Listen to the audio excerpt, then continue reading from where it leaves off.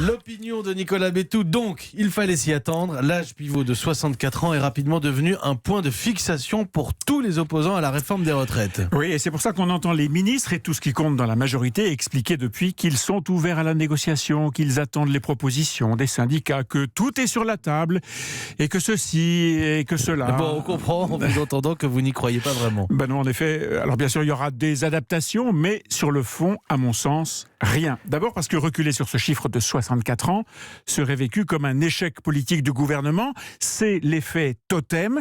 Plus une mesure est au centre d'un débat, plus elle devient intouchable.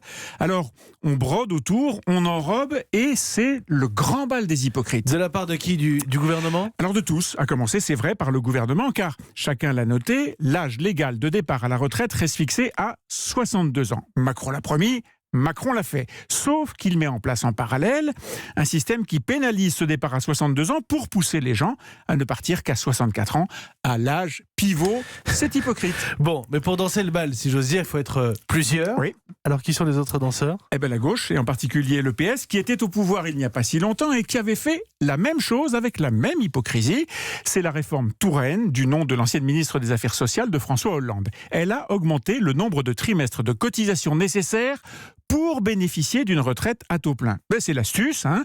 On garde l'âge légal à 62 ans, mais on met en place des conditions telles que les gens devront avoir 43 années de cotisation avant de pouvoir partir à taux plein. Quand on sait qu'un jeune décroche en moyenne son premier emploi à 22 ans et demi, ça met l'âge de la retraite à taux plein à 65 ans et demi. Voilà.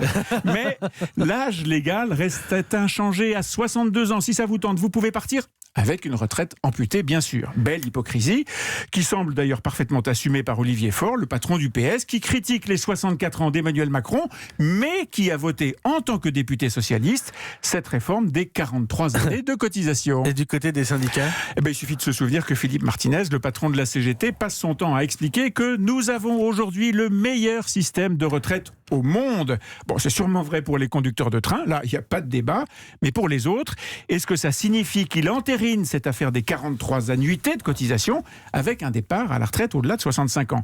Quant à la CFDT, qui a inventé l'âge pivot pour les cadres, elle ne peut pas ignorer que les Français partent en retraite aujourd'hui à un peu plus de 63 ans et demi, presque 64 ans. Alors au fond, est-ce que mettre la loi en accord avec la réalité, ça mérite tout ce combat ?